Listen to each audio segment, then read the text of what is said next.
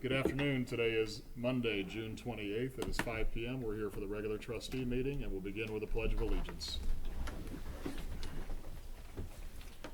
I pledge allegiance to the flag of the United States of America and to the republic for which it stands, one nation, under God, indivisible, with liberty and justice for all. Thank you. We have an agenda before us. Are there any additions or modifications? If none, do we have a motion? I move to approve the agenda for June 4th. June 28th, 2021. Second. Trustee Wallace, Yes. Trustee Dean, Yes. Trustee Kretz. Yes. And we'll also just recognize, we'll recognize very quickly, I'm sorry I should have done this earlier, that Ms. Dean is joining us via Microsoft Teams. Thank you. I make a motion to accept the general ledger report in the amount of $396,141.33 for the June 16th, 2021 payroll. Second. Trustee Dean, Yes. Trustee Wallace, Yes. Trustee Kretz. Yes.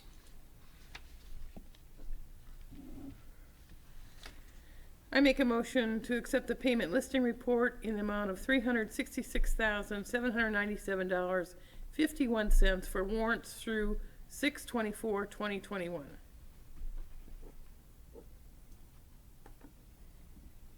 Do we have a second? Second. Trustee Wallace, Yes. Trustee Dean, Yes. Trustee Kretz. Yes.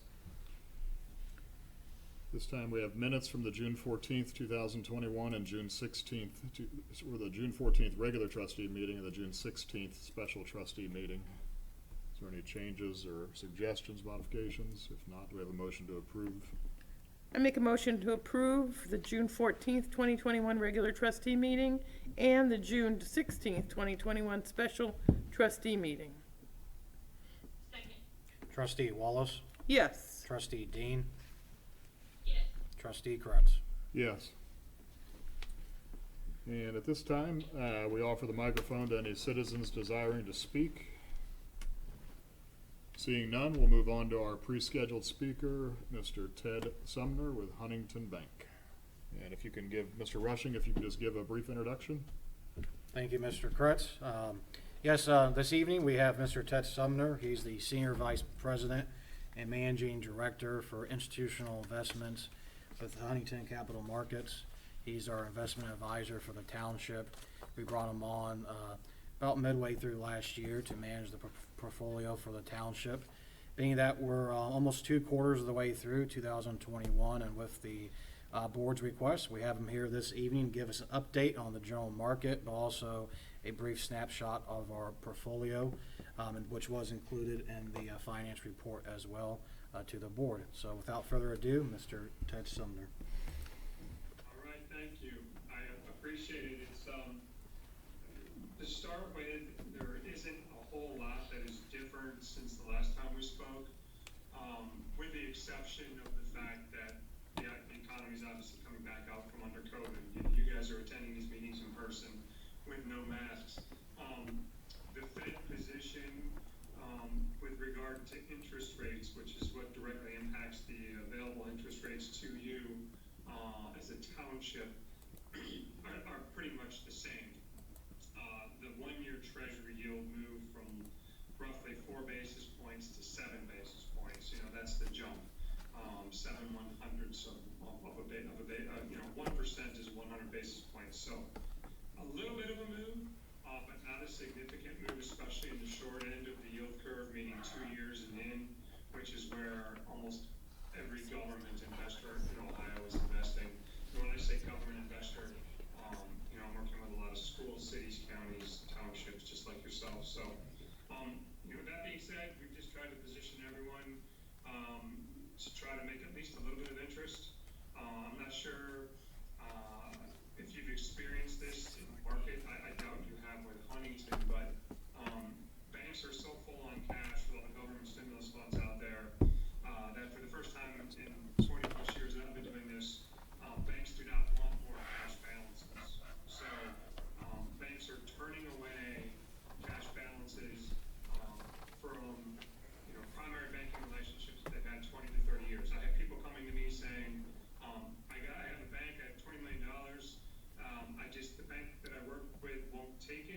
do you have some place where I can at least make a few dollars in interest and not get charged? Bank deposits they're in a position where some banks are charging you to hold deposits. So it's an upside down world, but what that translates into is everybody looking for the same thing, which are very short term, high quality investments, which is going to continue to drive interest rates to zero. Indicative rates for CDs. Some of the investments that you own are FDIC insured CDs. The other asset you own, asset class is commercial paper. Eligible commercial paper for you as a township in Ohio, 9 months is the maximum you can buy. So 9 months highest grade commercial paper is roughly 10 basis points, maybe a few more. That's the going rate. 1 year CDs, which is another asset class that you own today, roughly 10 basis points. 2 years, roughly 20. So as you can see, not much has changed at all since the last time we spoke. The Fed continues to maintain its position that they will not touch short-term interest rates, the Fed funds rate through 2023. The concept being the Fed keeps interest rates low to spur the economy. They're not going to risk the trillions of dollars that they are flooding the market with from everything with stimulus. I mean, from unemployment benefits to just flat out payments. It is very unlikely that while that money is still flowing into the market that they will hike interest rates no matter what. There's a lot of back and forth in the markets about inflation. The Fed's going to raise rates sooner than everybody thinks because inflation's out there.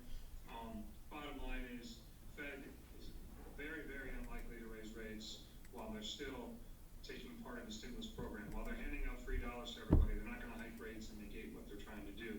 So current consensus is that rates are probably going to stay here till late 2023.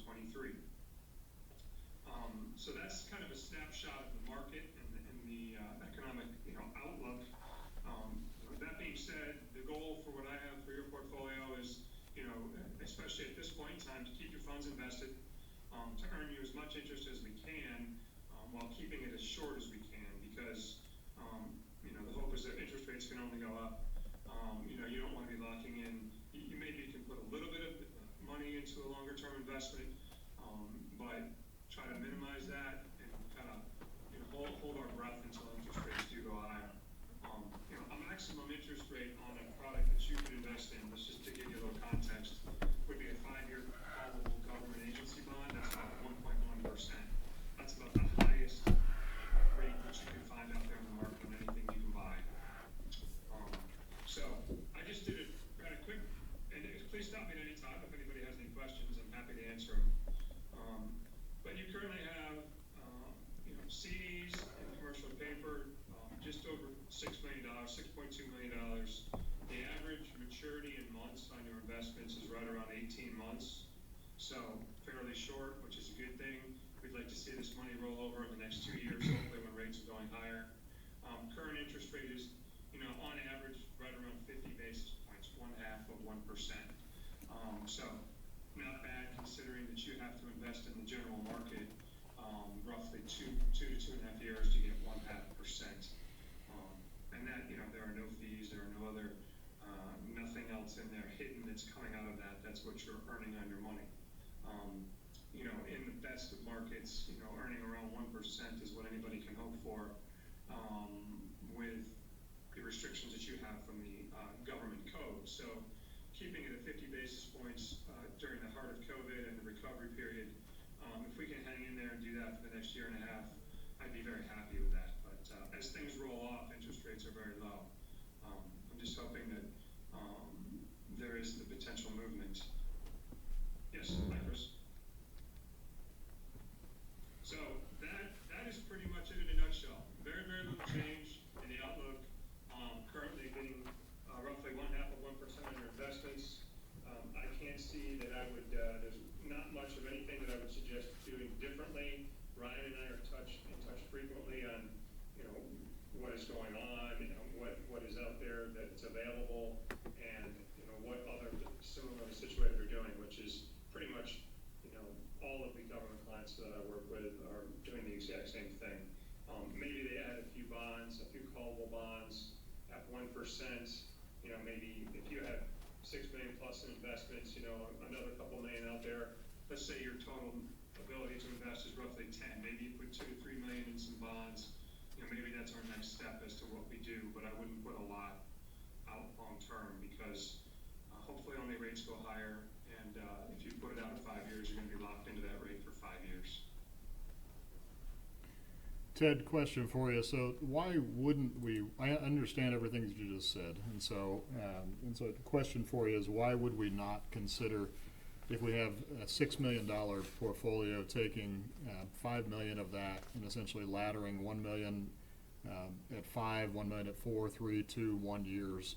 If we could pull 1.1% now on that 5-year investment, I understand that we want to hold short for 18 months to 24 months for rates to go up, but if rates go up from where they are now, if they doubled, we would still, if you look at the 5, 4, 3, 2, 1 ladder, my calculation is we would actually make more interest even if we took a 20 to 25% hit on the longest term. So why would we not ladder that out?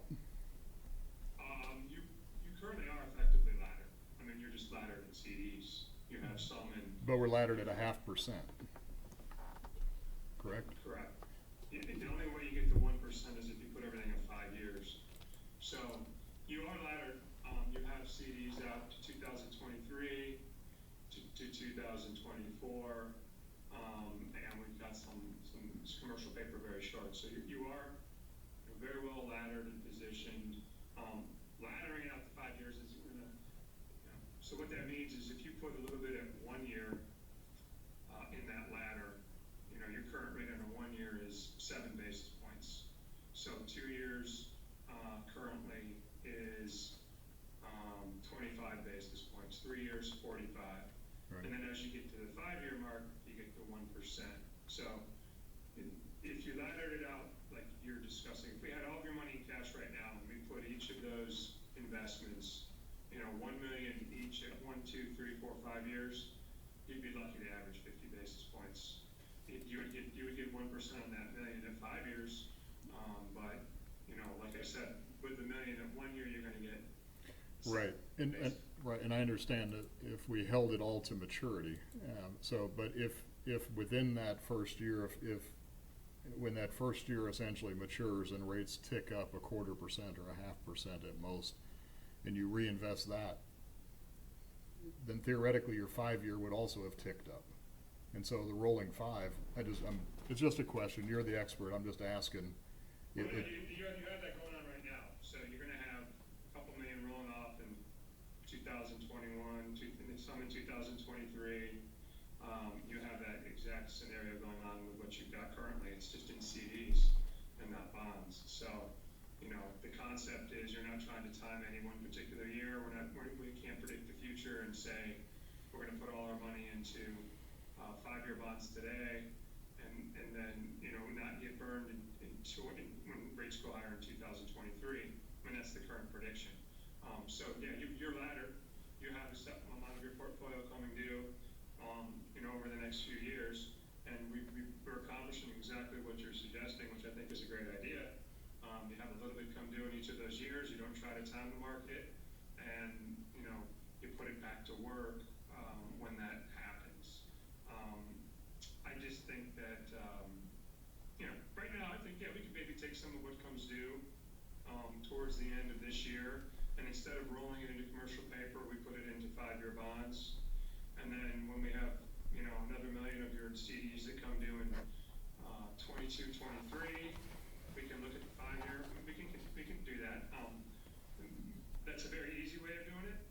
I'm just saying right now rates couldn't go much lower, so Right. looking at the longest term that you can invest in under the code right now is tough. Right. It's tough to swallow. Yeah, and I wouldn't suggest we do, and like you discussed, I would not recommend that we take half of that and invest in the longest term. So just strictly from a rollover standpoint, if I assume a 20% hit when I go, because the assumption of rates going up and not going negative, so it's okay. Yeah, no, it's a good idea. We're on the same page. And if Okay. you're effectively there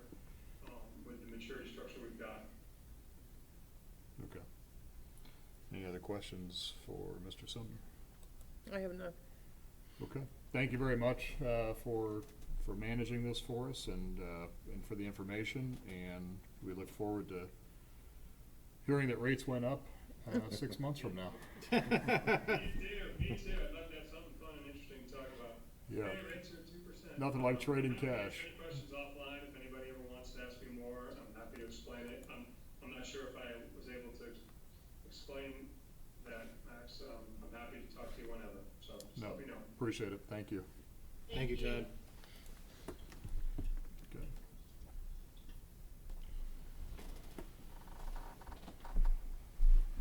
All right, next item, we have no old business, and we have some new business, the Factory Road project. Thank you, Board.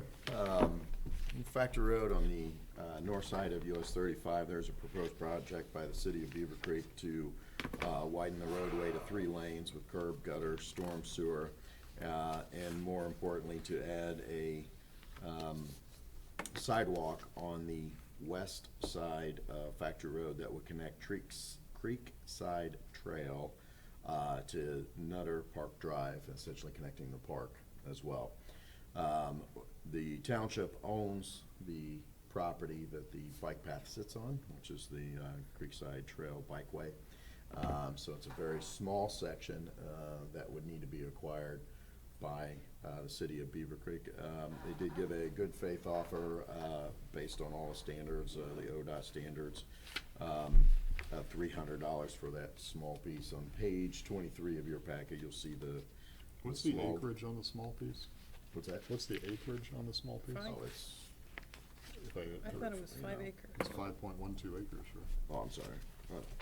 On the, Oh, no, it's not 5.12. Or is it no, it's point, 073? yes. Okay, just want to make sure Sorry, it's small. it's wasn't point, large. it's point 073, yes. I could Okay. have swore I read it was 5. That's what. Yeah, it's, Yeah, I Don't- was gonna ask that same question. No, that is probably the entire project needed for, okay. Oh, okay.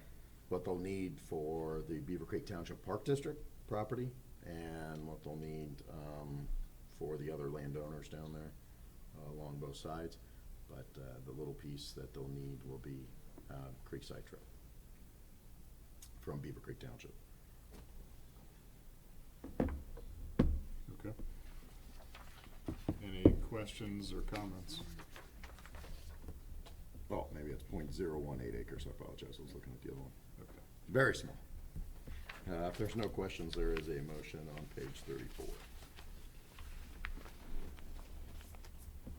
So they'll be constructing essentially a concrete ADA wide sidewalk, is that what they're looking for? Yes. So it's not a paved trail, as far, it's not essentially, how does this overlay with the, Greene County Master Trails? It's not a part of that not at a all, trail, no. so it's not No, this is considered just a road. sidewalk, as part of the roadway, which eventually we'll be discussing, connectivity on the south side of Factory Road, depending on the Z pattern for the super street, when we extend, whether we do sidewalks down there on the city and or township side of Factory Road, or actually do a bike trail, which, there are several entities that would like to see bike trail on that side that would eventually connect to, the Narrows and Ohio University. Yeah. It's, I know it's on the city's side, so, but the storage facility that was approved and so they're essentially gonna run across from the water treatment plant. So, cause there's a 50,000 square foot storage facility approved there for the applicant that's gonna be here later tonight. Yeah, I don't know if they're requiring sidewalks on that side. So it'll be on the water treatment side? I don't know. You don't know yet? Yeah, we Okay. don't know yet, or what side the Well, bike path or assuming the- multi-use trail would go. Okay. Okay. It's kind of where it fits overall and what modifications that we're gonna make at, factoring into Ripple based on the traffic study that the county engineer and safety study that the county engineer is doing, both at the intersections of North and South Alpha, Bellbrook, and Indian Ripple, and then Factory and Indian Ripple as well. So this easement is on the east or west side of the road? Yeah, if I pull it up in Thought it was GIS, I believe west. it's I would assume it's the west. the but west side. I just want to verify that's what I interpreted Yeah. when I look at the drawing.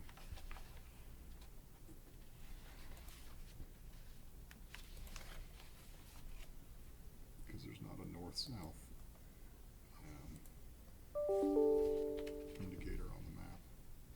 So on the sketch of acquisition, which way is north?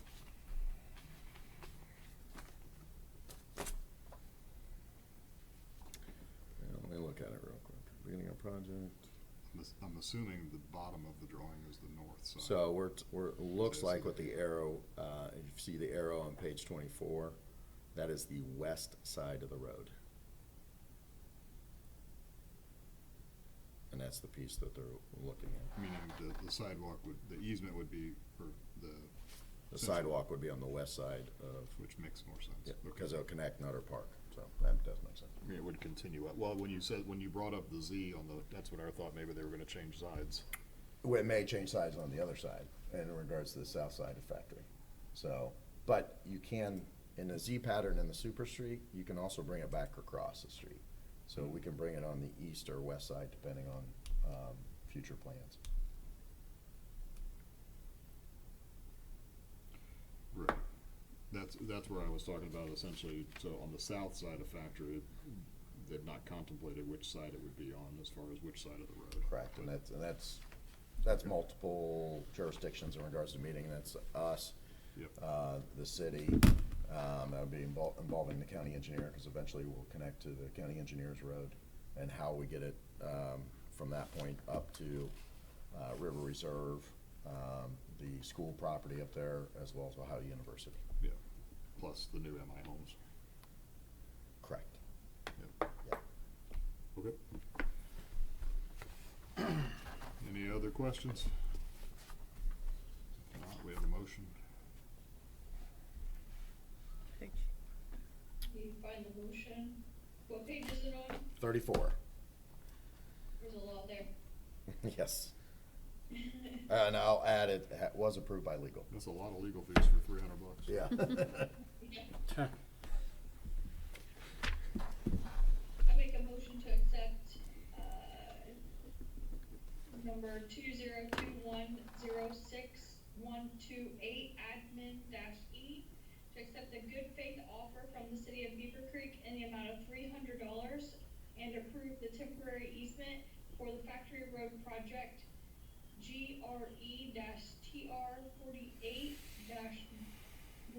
GRE-TR48-1.27, and to authorize the township administrator to sign all documents for the project on behalf of the board. Second, Trustee Dean, Yes. Trustee Wallace, yes. Trustee Kretz. Yes. Thank you, Board. Next item is on page 35 of your packet, is the biweekly report for the Sheriff's Office. Sergeant Moore's here to answer any questions. Any questions for Sergeant Moore? I had none. I had none. Thank you. Any awareness items for us, Sergeant Moore? There aren't any at this time, sir. Okay, thank you. Stay safe. All Thank right, you, Board. HR. Next item's on page 56 of your packet is the biweekly report for HR. Are there any questions?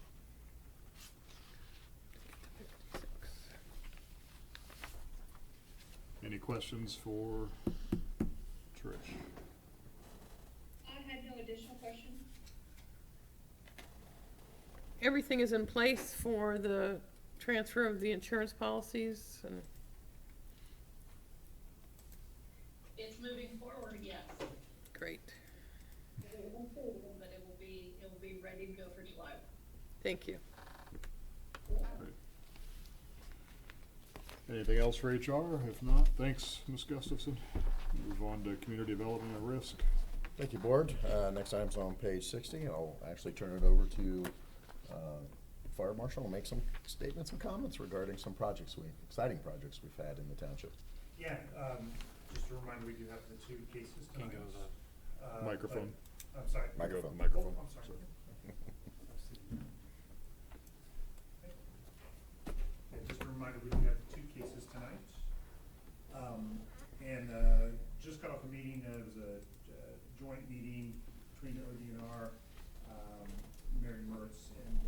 Gable and the River Rangers, and they kind of gave a status update of their completion of the woody debris river cleanup in Oxbow. They did a little presentation and on their portion of it, and we're discussing some future maintenance programs with those Lenore, so that was pretty positive.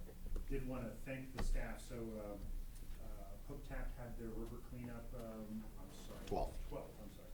And some of our staff participated in it, including Max McConnell and Tori King, and I think Terry came out, if I'm not mistaken, and there was one other person. Jane, but, from the finance department. But they participated in the river cleanup in our Oxbow area, so I wanted to thank them for doing that. I was on vacation also, but there was some cuts and bruises, but they made it pretty well, so. Very good. Any questions on the biweekly? I had no additional questions. As far as, from a permit activity standpoint, it looks like we're accelerating, Yes. compared to where we were at last year. And Yeah. so, If you would compare probably the permitting process, the number now, say mid-year, double that for the rest of the year, I think we'd be close to the numbers pre-COVID. back to 2019. Okay. There's about 65 house permits now, and again, some development sections opening up, so it's anticipated we should be close to the previous numbers. Okay. Yeah, when do we anticipate, as far as from a average valuation on new homes, when do we anticipate that'll come out? We've been hanging on to this number for a while, so I didn't know. That's the auditor's office. We'll have to, as soon as they come out with it, we'll share it. Okay. I mean, we know there's an increase, and obviously in mean, they did regards to the- real estate market too, we know that there is an increase, but. Right, Yeah. their assessment is finished, so Yeah. the number should be there. It should be so. there, yeah. We'll follow up. Okay, Yeah, well, okay. Any awareness items as far as issues or challenges that are upcoming? no, just some of the typical events that have been occurring pre-COVID and canceled during COVID, so we're participating 4th of July, participating in that on the fireworks side, and also the red light brew, the Mall Fairfield Commons has, so Right. ramping up Fire Prevention Week coming up in October, and anticipating getting back to a normal schedule. Can you just give the board just a brief overview of the transition that's occurred at Greene County Regional Planning? And Yeah, we understand that Devin Shoemaker has left, and I'm sorry, Yeah. Deandra? Deandra has been asked to take his position. Correct. Yep. Yeah, so, and she's been involved for at least a year or so. She understands the process pretty well. Right. Devin is going to stay on, I think, for a little longer to ensure that she has that transition. Right. Yeah, Devin's last day, I believe, is June 30th technically, and then he's gonna stay on in a capacity as a consultant to offer some subdivision review expertise, so that's Oh, that'll be good. where he's stronger at the moment, and he'll mentor Deandra to take that over, so. But obviously, we have cases that'll be coming forward, and we're constantly dealing with Nathaniel's Grove and other projects, so. She's been really involved with us and staff in meetings, so. I think Max will concur. She's a great resource and she'll fill that role really well. She'll learn. She's obviously learning quickly, and she'll anticipate her doing really well. What was her position prior to taking over Devon's? Associate? She was Associate, essentially, and then yeah, a associate. zoning inspector Yeah, for some of the planner. smaller townships. Okay. So she worked with Devin, and essentially, he's been mentoring her for a while, so. Great. Did you have anything to add, Max? No, you had just said I could confirm, and yes, I will absolutely confirm. Deandra's a fantastic person to work with, and I don't expect a major slowdown or hiccup in our operations with regional planning. So. Great. Yeah, and regional planning, we can talk about it later, but regional planning is looking ahead to try to then replace Deandra's position, essentially with someone to come in from the essentially take over the responsibility she was managing and handling, so they can kind of backfill and keep some continuity, so. Okay. Anything else for community development and risk? Yep. Thank you. Thank IT. Thank you. Thank you, Board. Next item's on page 69 of your packet is the biweekly report for IT. Are there any questions that I can answer?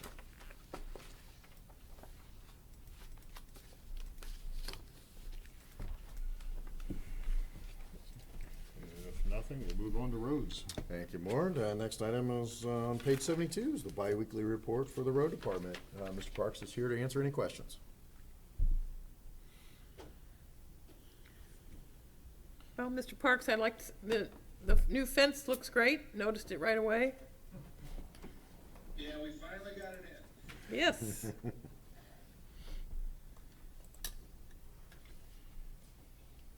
Any storm-related issues that we need to repair or replace? Any washouts or anything of that nature? On our roadways, no. We are dealing with some drainage issues in a couple developments and along Trayvine Road. Kind of working back and forth with the county, that have kind of reared their head during that heavy rain. So we're working through them. Oh, one thing I'll point out, Board, we received 2 to 3 inches, depending on where you were in the township. Most of it upriver from where we had the log jams, which we did pass it on to the ODNR director in a meeting just before this, is that the road that would typically close with 2 to 3 inches of rain along the Little Miami was Valley Road as well as Hilltop.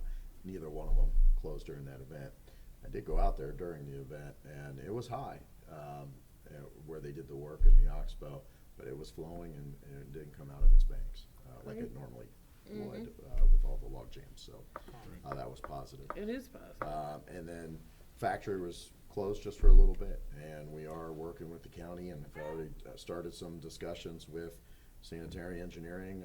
We know that there's going to be some modifications to the plant, so we want to be ahead of the game to go ahead and identify some stormwater mitigation issues along factory as well to better serve that area and reduce the amount of times that road's closed.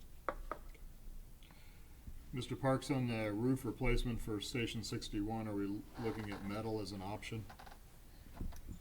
Yes, we are. Okay. Great. And currently, that's kind of on hold till fire does a budget review in July. Okay. Okay. Are they when they look at that, would they be considering a complete tear off and then replace with metal, or going over the existing? We'll write it to do a complete tear off. Yeah. Okay. It's like a couple different options of matching the metal that's there, or completely replacing everything. Right. Because of the color content. Yeah, there's also there's options now where you can even get metal that looks like a dimensional shingle. Yes. So if you had to go up against if you were, rather than try to color match or style match, you could go with a contrast.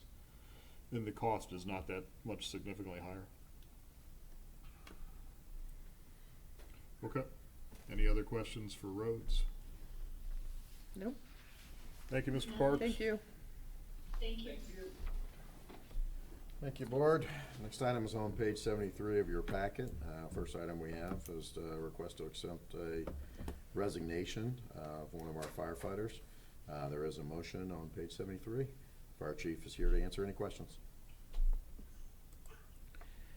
I move to accept firefighter Zachary Jones's resignation effective 28 June 2021. Second. Trustee Wallace, Yes. Trustee Dean, Yes. Trustee Kretz. Yes. Thank you, Board. Next item is to authorize the purchase of the emergency vehicle technician. This is a budgeted item, and it is part of our fleet management program. The equipment, obviously, associated with it are a little higher than you're seeing in regards to some of the others, but they're specialized equipment. to work on the fire engines, as well as I understand a lift on there to help heavy equipment and moving things around. So Chief can answer some questions. There's this budget justification starts on page 73 with the first motion beginning on page 75 and then 76. Chief, what size truck is this? I believe it is an F-550 that it'll be going on. It's a 550 or 650, I don't recall which. Mr. Zaharia may have that, because he's taking care of the rental side of it. Yes, it is. It's a 550. medic chassis. Yeah, it's a little bit bigger than what like a you're medic seeing chassis. with some of them we got, which is the 250 size. It's got to be bigger because it's got the heavier equipment and the mini, I guess, crane, if you will, on there. That will help move some of the heavy equipment associated with engine repairs. So the crane is the Buckeye body part? And that's all it is a crane for 102,000? No. No, that includes the equipment, the mechanic body. Essentially, It's a service body, so it's a box, and I apologize, I didn't even think to maybe put an image in here. I can get one for you and send it out later. But it's similar to the Greene County Sanitary Engineering service truck, if I understand correctly. So it's an extremely large tool, essentially box with compartments and things for tools. There'll be the crane is a part of it, yes, but it's not the whole thing. I believe it has welding capability. It's capable of coming out and providing service at Okay. scenes as well Visuals as in like that. stations. So it's a significant piece of equipment that will go on the back of the leased chassis, similar to how our boxes are going in on the staff vehicles. This is just a giant version of that.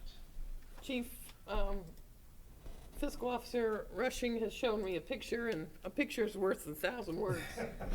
Yeah, I was like, $100,000 for, and so, yeah, it's a pretty big crane, Yeah. pretty big truck, okay. also this is also designed to go on multiple leased vehicles. So it can be moved when the vehicle through the enterprise fleet program is to be put back into the program and sold. It's designed just like the other vehicles we're buying. It goes on the next chassis. And that set of equipment for 100,000 should last us, what, approximately 5 years? Our goal Two or is three. 10 to 15. 10 to 15, Oh, 10 to 3 to 15. 5 vehicle 3 to 5 years. vehicles. Yes, 3 to Great, 5 that's vehicles. even better, all right.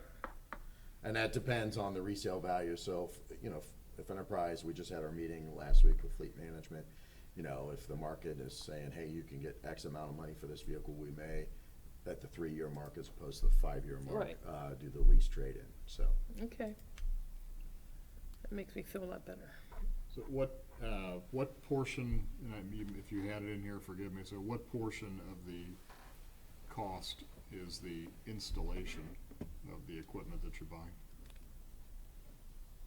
I don't think they've separated out equipment and installation. I believe it is the Buckeye body piece is that entire Right. purchase and install. So Okay. I don't know the split Okay. between the two. I If- can find that out for you though. Yeah, and I don't necessarily need it to approve today, but it would be helpful to know that cost now, so that when you deinstall and reinstall this in the next vehicle, you have a baseline of understanding of what that reinstallation cost should be. Yes. So, so the deinstall obviously would be additional, but then, the non-recurring portion versus the recurring portion. Good point. So, could we, on 2.8.3, we show essentially non-recurring, but no non-recurring cost, but in theory, there is a deinstall and a reinstall that we'll have to incur if we ever do it. So, and then the assumption would be that the vehicle itself is gonna be a low mileage, low hour vehicle. This is not a high utilization vehicle, so your resale or market value, presuming it's not destroyed by putting the equipment into the truck, should be high. Okay. Thank you. And point out also that other than the first motion, related to it. Everything else could have been approved, but we brought the overall project to you, so this could have been approved either by the department head or myself. Actually, all of it could have been approved by the department head based on the township policy, but we wanted to bring the entire project to you to show the overall cost of the vehicle and what was budgeted. And Mr. Zahari, I appreciate that because it shows more transparency to our citizens, and hopefully, you know, we can show as we take these off the lease and we'll show the cost of our vehicles are decreasing, and we're kind of making some money back on the slightly used vehicles if they take them back. So I appreciate that you did that. If there's no other questions, I'll move to approve purchase request 21-fire-0943 to Buckeye Body and Equipment for purchase mechanic body equipment and install in the amount of $102,146.42, and to authorize the township administrator to sign for the board. Trustee Wallace, Yes. Trustee Dean, Yes. Trustee Kretz. Yes. I make a motion to approve purchase request 21-fire-0940 to Motorola for purchase of vehicle mobile radio in the amount of $3,531.04, and to authorize the township administrator to sign for the board. Second. Trustee Dean, Yes. Trustee Wallace. Yes. Trustee Kretz. Yes. I move to approve purchase request 21-fire-0941 to Yipe Stripes for purchase vehicle striping and decals in the amount of $950, and to authorize the township administrator to sign for the board. Second. Trustee Wallace. Yes. Trustee Dean, Yes. Trustee Kretz. Yes. I make a motion to approve purchase request 21-fire-0942 to PAR for purchase of vehicle upfitting equipment in the amount of $2,832, and to authorize the township administrator to sign for the board. Second. Trustee Dean, Yes. Trustee Wallace. Yes. Trustee Kretz. Yes. Thank you, Board. Chief has a fire station update. And this is a nice short one. Everything is on schedule, on budget, and no purchases this meeting, so. We'll keep you Yippee. up to date on everything, but it's looking good for our grand opening. Great. Cool. Thank you. Thank you. Next item is the biweekly report. Are there any questions for the fire chief? Chief, Nothing additional. yeah, Chief, as far as just level of activity and compared to pre-COVID? We're creeping back up, so we are over last year by about 5%. Last year was a much higher year than the prior year, so I think we're back to what I would consider probably normal activity for us. We're seeing, actually, we've had kind of a number of fires lately, so we've been a little more active in that regard over the past couple weeks. Yeah. We have had a couple goodwill calls. We've made a few duck rescues. I don't know if those have made the news, but those are good ones for the community when they see that sort of issue, and gets our guys to put their thinking caps on a little bit on how to do those safely and effectively. But yeah, overall, we're probably where we're going to be, I would think, for the rest of the year, based off of prior years, notwithstanding pre-COVID, immediate pre-COVID, and COVID. Okay. Did we, based on what we went through last year as far as restrictions on travel, was there national training events or continuing education events that that we need to get caught up on, essentially, for either from a leadership standpoint, or from a development standpoint? Nothing that we need to get caught back up on, but things that we will probably look to reinstate later. So it won't be making up a year in addition to anything moving forward. It would just be getting back into the group of the things that are important that we want to do. So, for example, the EMS conference and the FDIC conference, getting instructors back out to those once those are fully open and operational. But we won't be doing like double the work this year to make up for prior year. Okay. Just reinsert it into our normal process. Okay. Thank you.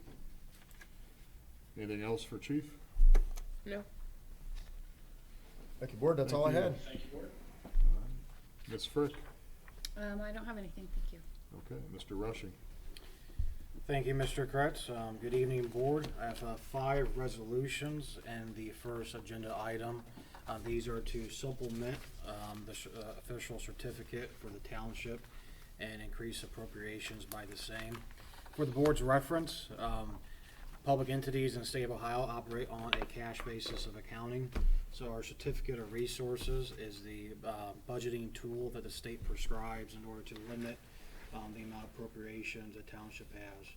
Reason we provide this is that it prevents townships or municipalities or counties to plan for a deficit. You can only appropriate, which is again, an appropriation is the legal authority to make expenditures when funds actually leave the township's treasury as it's an expenditure. But we can only appropriate up to the official certificate.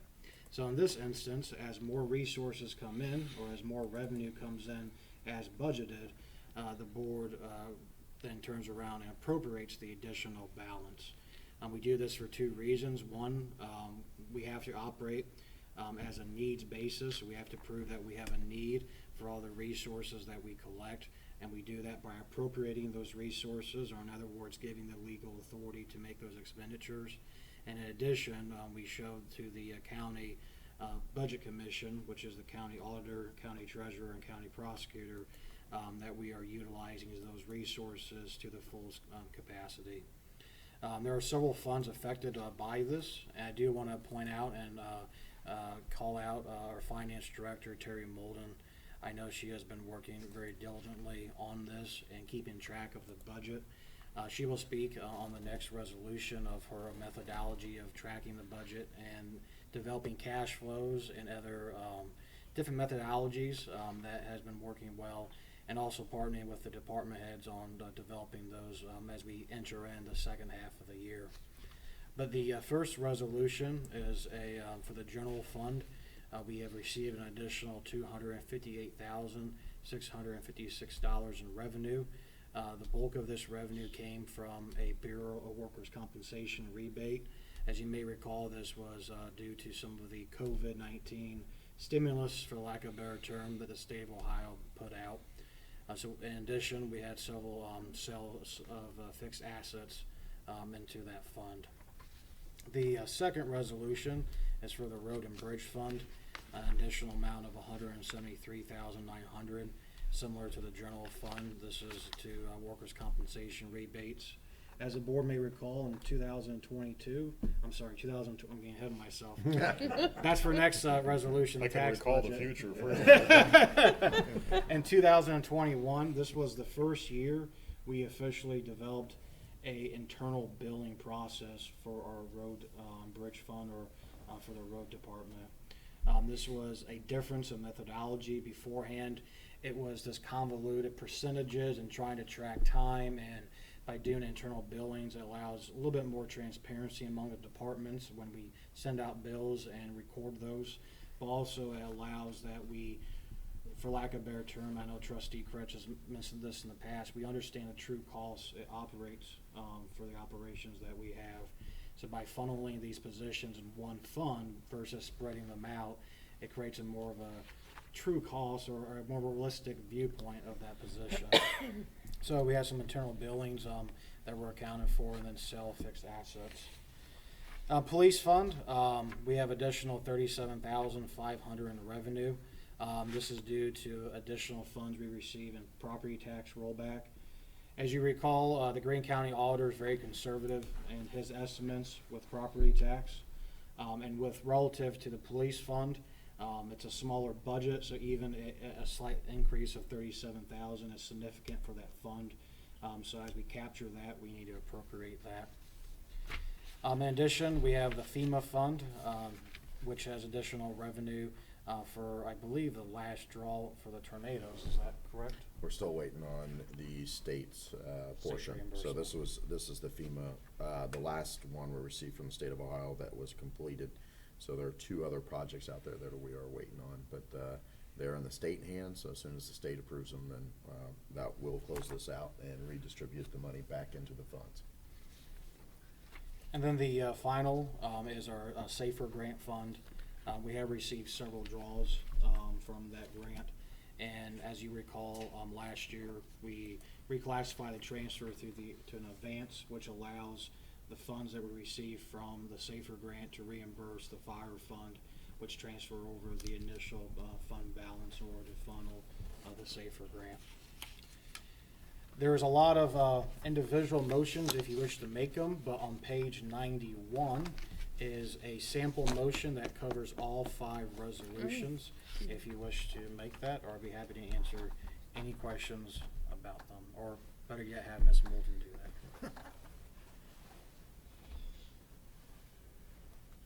Ms. Frick, that sample motion is adequate? Or should it say A, B, C, D, and E? Well, it doesn't specifically reference the resolution. So you're saying doing this instead of each individual resolution? Correct. Okay, then yeah, that should be sufficient.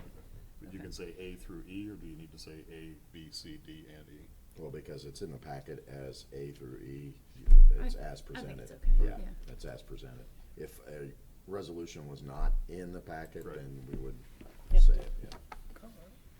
I move to adopt resolution numbers 202-10628-FIN, FIN-A through E to certify additional revenue to the official certificate of available resources as presented.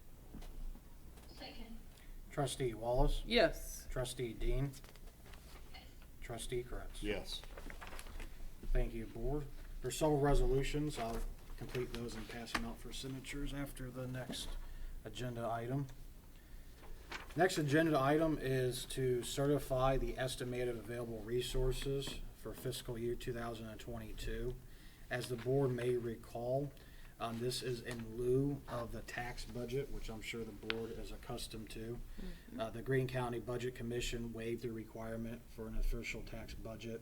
They did this last year during COVID, and due to what they know to be significant incoming revenues from the federal government to the state government and hopefully to the township, but also other local jurisdictions, they waived the tax budget requirement as in lieu of that, provide this alternative form to complete it. The tax budget, similar to this form, although it's called a tax budget, it could be referenced as a needs budget. Again, we have to display that we have a need for the revenue that we collect, so then we can turn around and appropriate those items. Once we have the estimated certificate of resources, that is the foundational work for the 2022 budget. That will estimate the available resources that we have total to appropriate for the 2022 budget. Once we finalize those numbers, as the board is accustomed to, we do pass a temporary budget for the first 3 months of the new fiscal year, in which we get the certification of final fund balances. And then as of April 1, we pass the permanent appropriations based off the actuals of the fund balances. I know Ms. Molden has worked very diligently with department heads on this, engaging them through this process, and meet with them individually to dictate and to find out what they believe to be their resources for the remaining of the fiscal year. So Ms. Molden, I don't know if you want to add anything to that. I just wanted to talk about the tax budget real quick. That first column there is what we estimate. We created a cash flows report and we use actual expenditures January through May for that. And then we estimate how, what we're gonna spend and what we're gonna receive for the rest of the year based on projections and also what we receive from the departments. The estimated property tax revenues and the estimated local government revenues are given to us by the auditor. And then the estimated all other sources, those I work with the departments with to find out what we anticipate, if we're gonna have any increases from last year or possible decreases.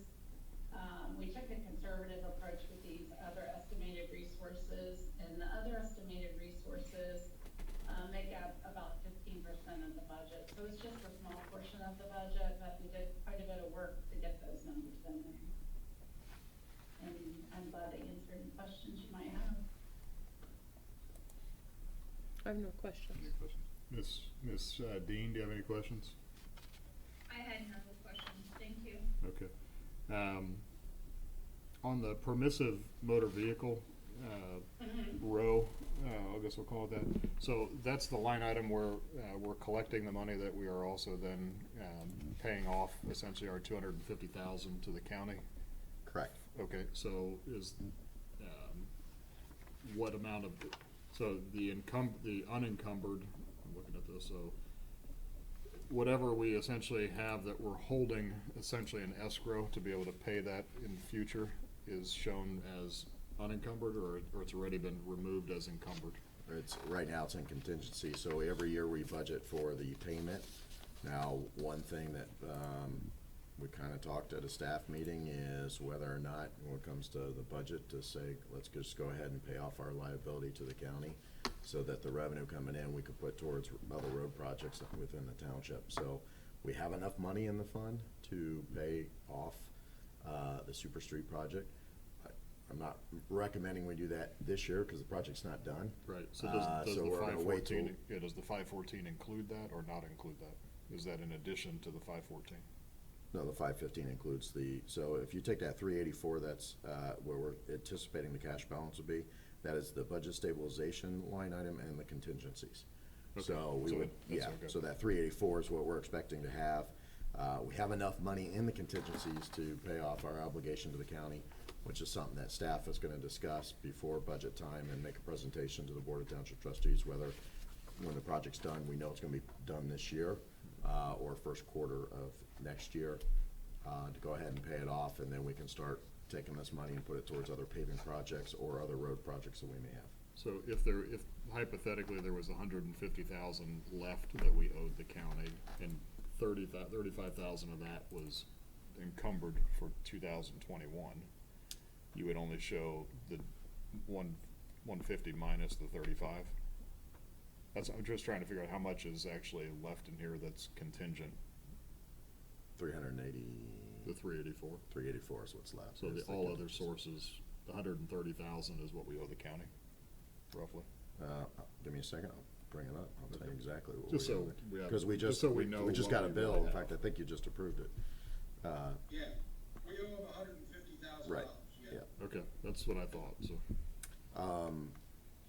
Just to give you a kind of where we're at with that, and we're keeping a close eye on it, it's, you know, the state projected a certain amount with the increases that we've made. We're actually collecting more than what was anticipated. The first payment we made for the Super Street, we made 2 payments in 2019, so we had 50,000 there. We had a payment in 2020 for 25,000, and we just made a payment for 25,000, which was budgeted.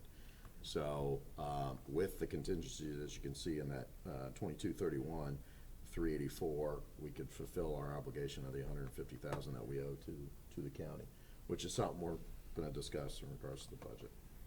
But, so the city of Beavercreek, though, is collecting it all up front and then paying it at the end, correct? Correct. Their payments per the agreement that we signed, which was city, township, and the county, they don't make their first payment on the Super Street till year 5 of the 10-year agreement that we both had, the township had and the city of Beavercreek had, so. And then is And the that- reason for that is that they had to move the Shakertown project up Sure.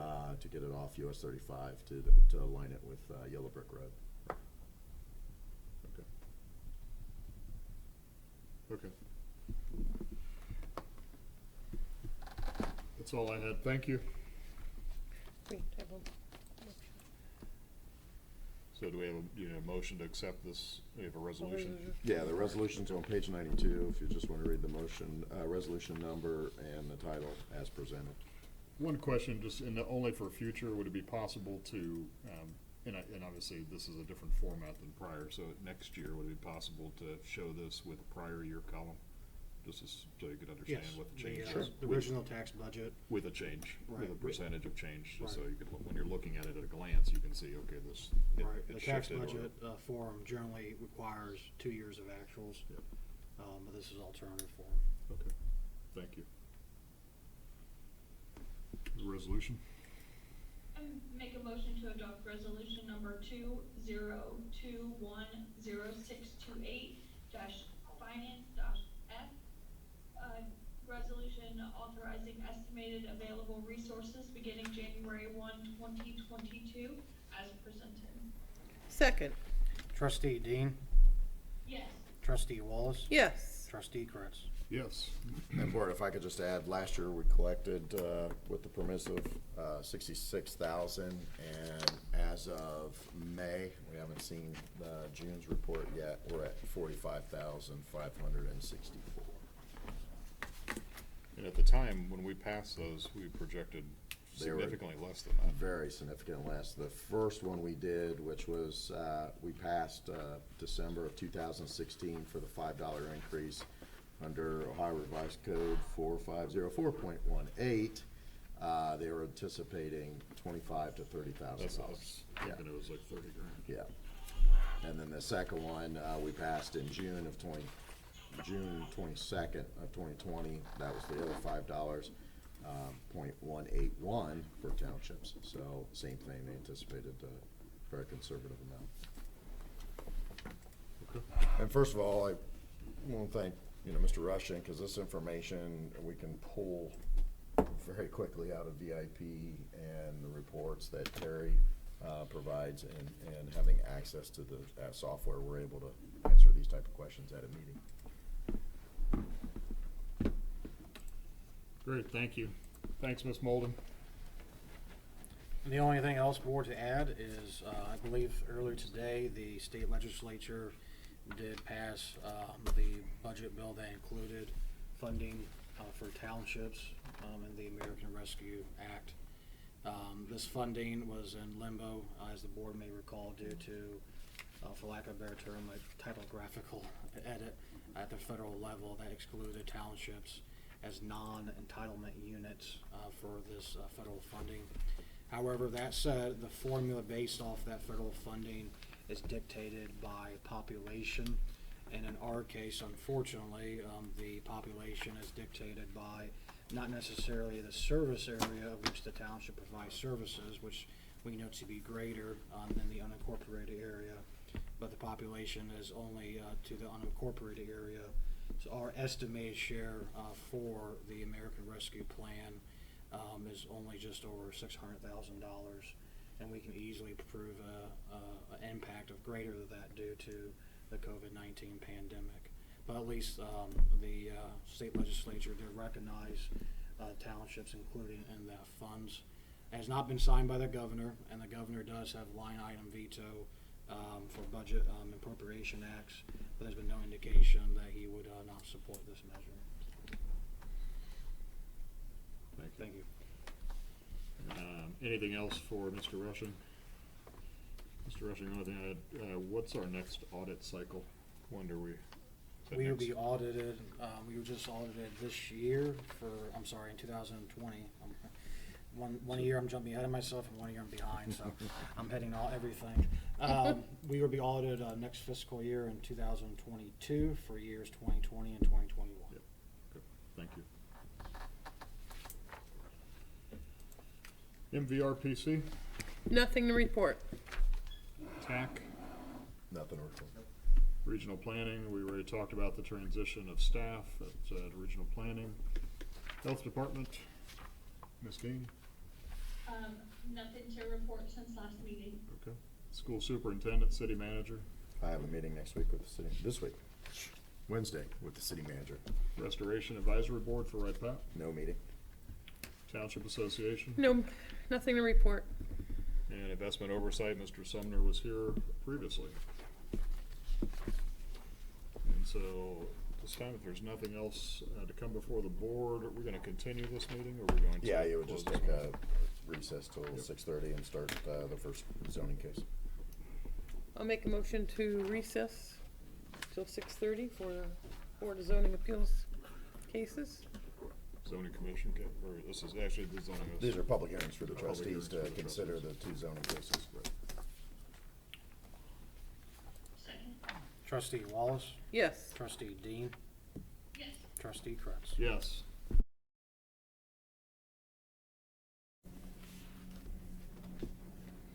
Okay, it is 6:31. It is still June 28th, and we have a motion to come back from our recess. So moved? Second. Trustee Wallace, Yes. trustee Dean, Yes. trustee Kretz. Yes. And we're going to begin with case 822, correct? 822, yes. All right, so the purpose of this hearing is so the trustees may review and act upon a proposed amendment to Beavercreek Township zoning resolution being proposed by the Beavercreek Township Community Development and Risk Department. The zoning commission has recommended approval of this amendment. The proposed amendment would repeal Article 19.03.10, which requires the township to first obtain approval from any easement holder before issuing permits for structures within an easement. And at this point, we will turn this over to staff. Sure.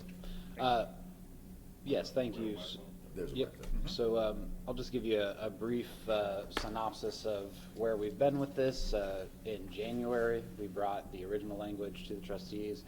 We asked to have something put in the code that allowed us to not permit improvements in recorded easements. We went over why we thought that was important. We believed we had some support, interagency support, that we actually did not have, and unfortunately we couldn't administer this program. The trustees directed us to come back with a solution after we asked for a temporary moratorium on part of that language.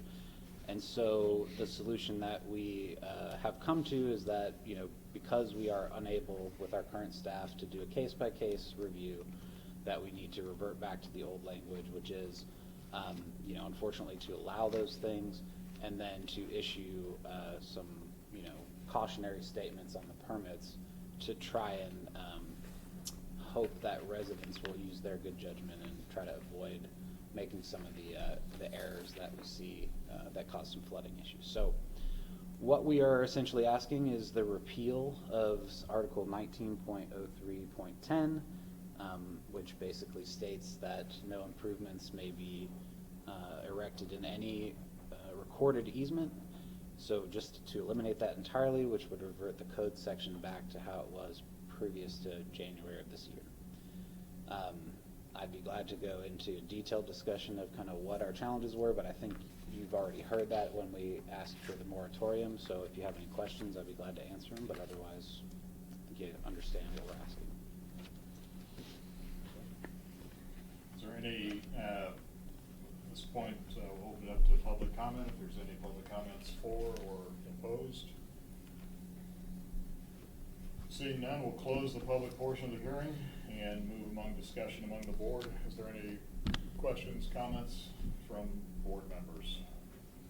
We've kind of discussed this one previously.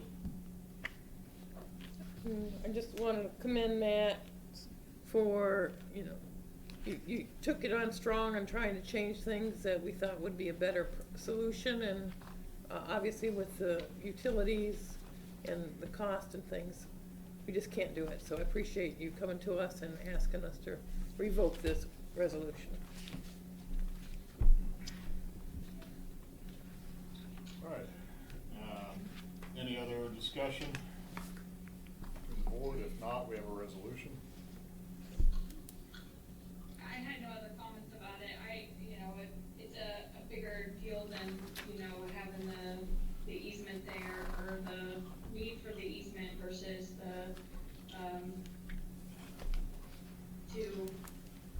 I'm trying to obtain that being, much too difficult. If all's included in that, then, the coming back to the board and having that removed is, like Ms. Wallace said, is,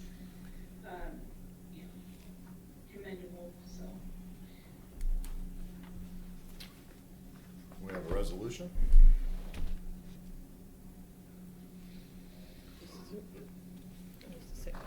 I'll make a motion for resolution number 202-10628-ZC-A.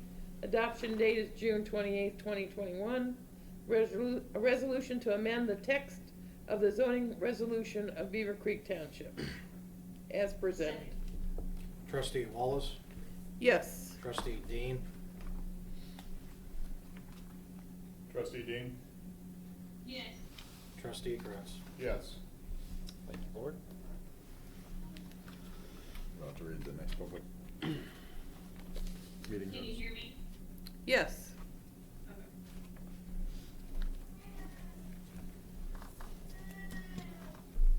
There's another public meeting notice that you're supposed to read, Tom.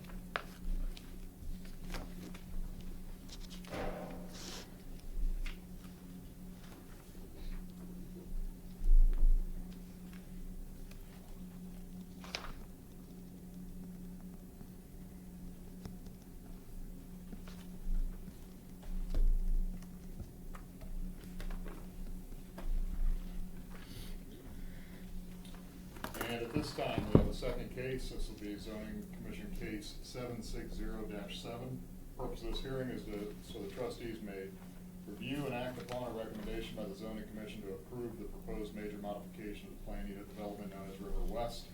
The applicant for this modification is RSABORAT LLC. The proposed modifications include the realignment of roads, which requires a major modification according to Article 17 of the Beavercreek Township zoning resolution. This action will be considered a zoning text amendment. And at this point, ask the applicant if you want to step up and just give us a little background or history on the project and why you're asking for this. How you doing? Good. Well, what we've done here is had to go to a dance with Army Corps of Engineers and, all of the different powers to be, because we got to a point where we had all this set up, it was zoned, it was ready to go, those sections. And as we all understand, as you move through time, they're getting a little stricter and stricter on wetlands. We really, the pond, it comes down to a farm pond that was on the property, and didn't really feel like that was. The Army Corps felt differently, as well as EPA. So we ended up going through a series of negotiations and, buying, swapping off wetlands, so that we could develop this area around the pond. Long story short, we had to change road configuration slightly. We had to do a few other things, and ultimately it led to this, what is now considered to be a major modification. The intent, and I think really the look of the project has not really changed much from the beginning, but ultimately it's just a process that we all need to, and with that we understand we have to go through. So with that, I'll leave it in the capable hands of staff. Thank you. Staff, any comments? Sure. I'd like to just give a little bit of background information on this, and then I do have some supplementary comments, some information that we obtained from in between the zoning commission resolution being presented and this hearing. So just very briefly, the applicant explained it pretty well. The reason that this major modification is required is because their originally their most recently approved site plan, which was passed in case 760-5, was pre kind of this EPA watch that the county was put under. So under that stricter scrutiny, some modifications to the road alignment had to be made. That calls for a major modification in our code. The modifications made are two significant road alignments. A new road named Daventry Cut is being placed on the map, and additionally, the fully looped Daventry Place, which looped around the entire development, is now broken up in the northwest corner into two cul-de-sac areas. That is in order to not interfere with a recorded wetland. So we staff worked with the developer. What happened was we received a regional planning drawing. We get these when a subdivision is up for review at the regional planning board, and we noticed that the plans for this did not match the ones that we had that had been previously approved. So that's where we noticed, hey, you have to come back to zoning before you can go through subdivision. In doing that, we worked with the developer actually to look at their plan that they were submitting and ask for some improvements. And to their credit, the developer really did work with us and made all those improvements that we asked. So the site plan that's submitted does include these that I list here. Anything from adding legends to make it a little bit more legible to widening the cul-de-sacs to meet fire code, renaming a portion of Daventry Place because it's no longer a complete loop, so they've renamed that one section of it to Bordeaux Place. All these things they did, so we felt that they really worked with us to meet whatever needs that we had, which is why we recommended approval of that site plan to the zoning commission, who then recommended approval to the trustees. In preparing your packet, staff became aware that, as far as we can tell, case 760-5, which approved the most recently approved site plan, was not ever heard by the trustees. We could find no record in either the meeting minute records or any resolution that suggests that it was ever heard by the trustees. Now, technically, that means it was never approved, which in that sense is there was a density a raising of the density cap in this specific section of the PUD. It was at 2.12 units an acre. 760-5 would have raised it to 2.29 units an acre. Now that was recommended by the zoning commission in 2008. Unfortunately, because it was never passed, the way staff views it is that technically the allowable density right now is 2.12. So if the trustees were to approve this, then they would be essentially improving or increasing the allowable density as well. However, it is in line with what was previously recommended by the zoning commission. So it's just something to be aware of as you're making your decision.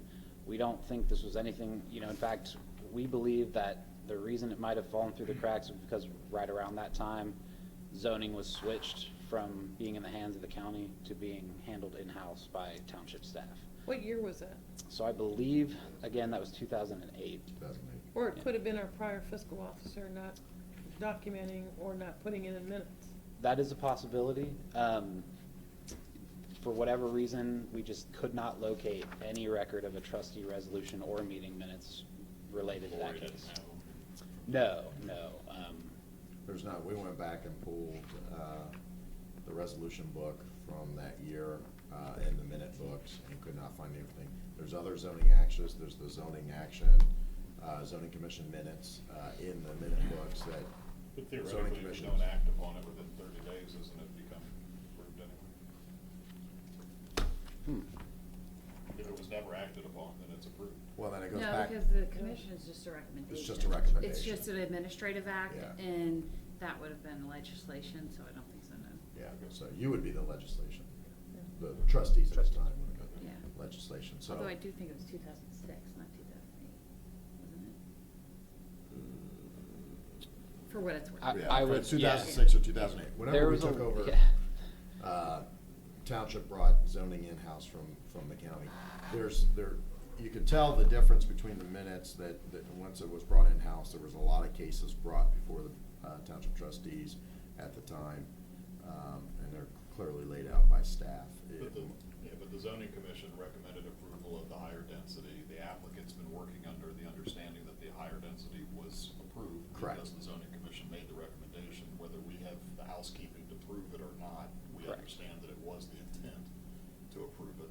And so Correct. does this, when I read this resolution, though, it doesn't reference back to a prior, I'm trying to understand, where does it clarify in here that the density is what we anticipate it will be?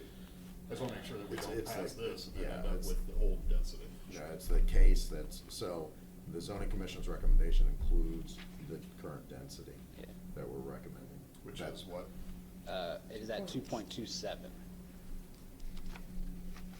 Okay.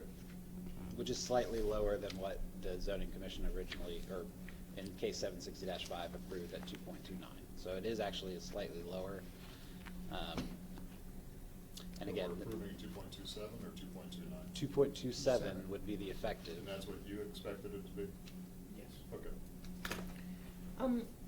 In the effort to be more transparent for the citizens that may or may not be watching, could we put the map, the current, the new map on the board and allow Max to show what the changes that the developer has? I could bring it up. made? It's on our website. I This- understand, yeah. but It's in the packet. Yeah, it's in the It's in the packet. packet. Yeah. Do you have it? but it's hard to. It's on the website. If Even someone's with the following pictures in the packet, it's hard to see. along. You're gonna- Sure. I just wanna see I don't care about the old one, I just wanna see what the new one. Sure. I've been trying to, You should be Focus able to in get on it a little bit from the more, P but- drive if you'd like. I'll just go to the website. but if we can just point it out on the, with an Sure, arrow, I think that at least we have some record that we've gone over the corrections that were made.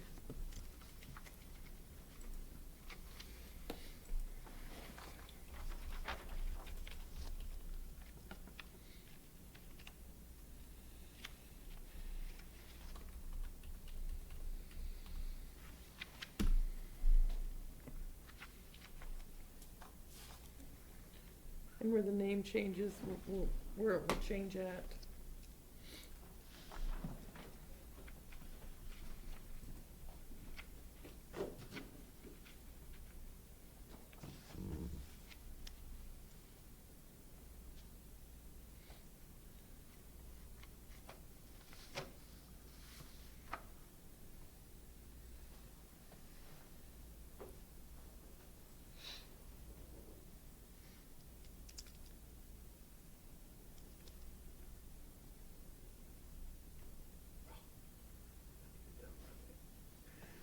Can't you just hit the left side and review Yeah, it? I should bring it up.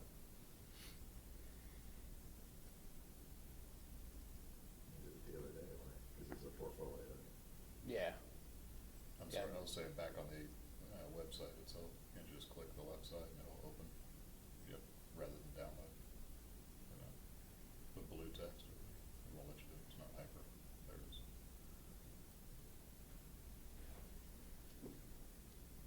It's under my profile, so that's why I gotta download the extension on the website, so.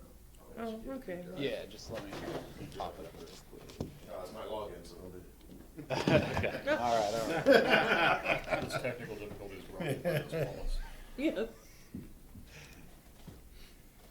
That's a good question. Well, it's kinda hard to see here and here, I can't read it at all here. I'm just saying if a citizen's watching, at least we can be more transparent. Since the developer has made the changes voluntarily, I'd like to be able to at least show them. All right, so, do you mind, yeah, do you mind maybe zoom in once or twice on there? Nope. To do this. Very good. And just a little bit ought to do it. The mouse is rather, runs too much. It's pretty good. Yeah. That'll be fine. Okay, so scroll up this way just a little bit. Okay, so this is the major change that we saw here. This used to be a full loop. Okay. And now they have it cul-de-saced out to avoid disturbing this reported wetland. If you scroll down this way, this is the additional road, Daventry Cut, that was added here. And then you'll see they renamed this section of, whatever it was originally called, to Bordeaux Place. Okay. Daventry Place was what it was originally called. And that was just, we thought it was a little confusing if they no longer touched to have two roads named Daventry Place, so. Those are the major road changes. Now, they did some other modifications that we really appreciate. For instance, part of the reason we brought that original language 822 was some drainage issues. They've made a couple of these parcels where this was a drainage private parcels, so this was the property line and it was half on either side. We asked them, please make a couple of them, as many as you can, into public parcels, HOA parcels, so Grand Buford is not on private parcels, and they've done that in multiple spots. And we're not able to do it in every spot.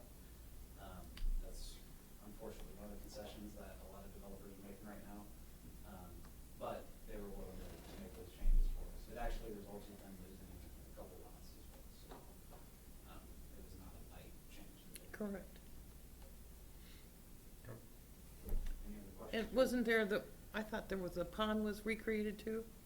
Or on the one drawing I saw that was bigger than and then, Oh, sure. Well, so this is substantially different from what was originally submitted. I thought, I mistook what you were asking for, the changes from what they submitted originally in this case to what we brought now. I think you can move back one. I'll have to zoom out. well, that's okay, let's keep it on Sure. what's current. I just wanna go what's current, what the changes were made currently. So this is not, so there's two cul-de-sacs, there is not a drive, those two roads are not attached. Right, Correct. right, So they can't go around in a circle. right. And obviously, we ensured that they put a larger diameter cul-de-sac here, since it was a dead end more than the old. Oh, okay. There's my, No, you just had it on. There. That's the full loop around. uh-huh. They've eliminated Yeah. the loop and cul-de-sac. Okay. I appreciate that. I think at least people can get a visual if they're watching. So did at the northwest corner of that, where the two cul-de-sacs come together, then at the when you go into the Scarborough, the side essentially that has the estate size lot, Yeah. did that become an orphan lot? Where Well, that always kind of was, there was there's like a lift fenced in area. station right there. Yeah, So okay. that one always was kind of an orphan lot, so it actually sort of makes sense Yeah. now, because it all just sort of ties together. Okay, but you didn't lose another lot, it was always. No, it was always we gonna lost, be I a think, station. 2 lots Right, out of the whole Three thing, lots. 3 lots out of Okay. the whole thing, but okay. it was. Okay, any other questions for staff? If not, we'll open it up to public comment, either for or against the case.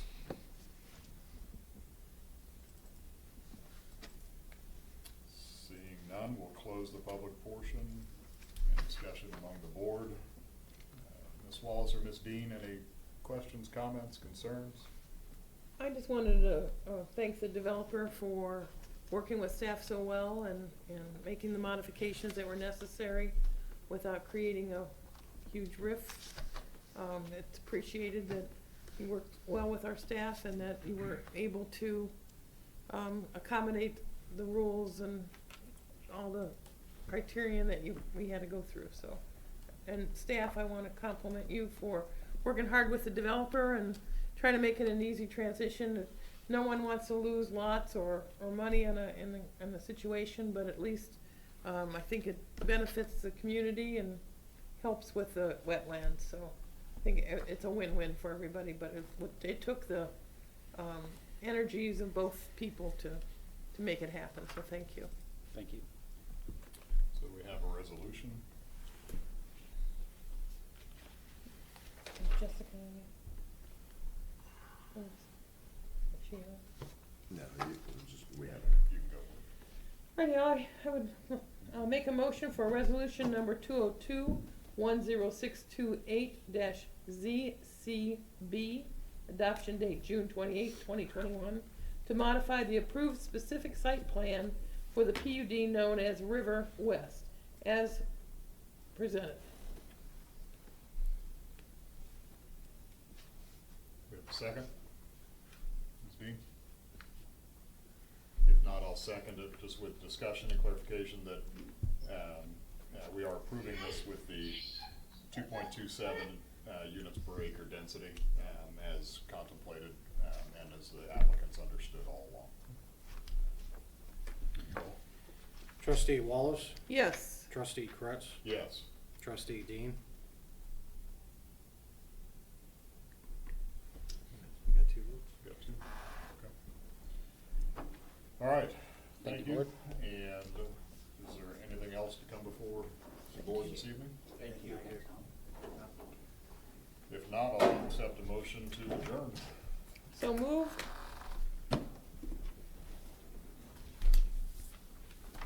A second? Second? Trustee Wallace, Yes. Thanks, guys. trustee Kretz, Yes. trustee Dean. All right.